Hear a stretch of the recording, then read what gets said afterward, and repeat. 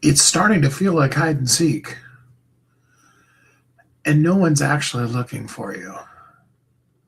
Do you know what that feeling feels like? Let me tell you a little story. So, I'm the youngest of three boys. My two older brothers are 5.5 and 7 years older than me.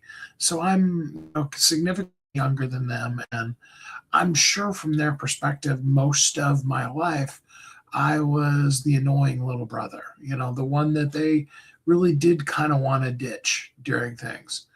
Um, and I'll never forget, and I'm sure some of you that are younger siblings, you know this feeling totally. I never forget playing hide and seek, having them tell you, okay, let's play hide and seek. And then you go and hide and you think you found a really great hiding spot, because nobody's finding you.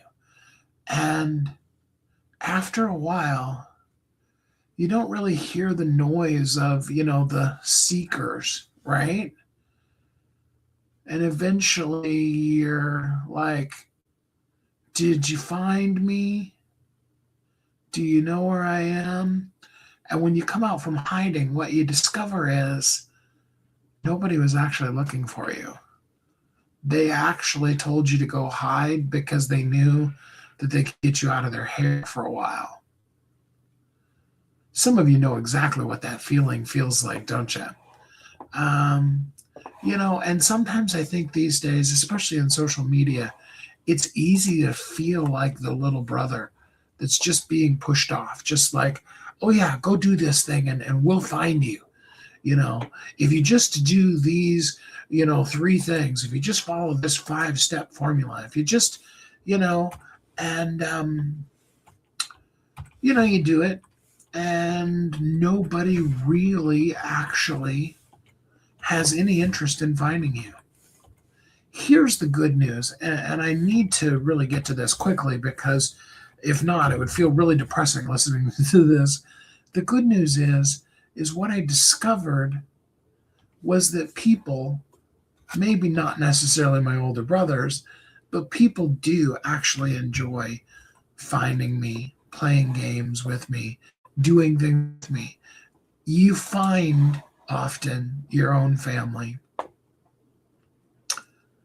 But when we have that feeling rise up in us, I think for a lot of us, it starts way before business. And so when we feel invisible, we feel like nobody is finding us. I don't think that really actually started in business. I think it goes back to those early childhood situations where we learned really early on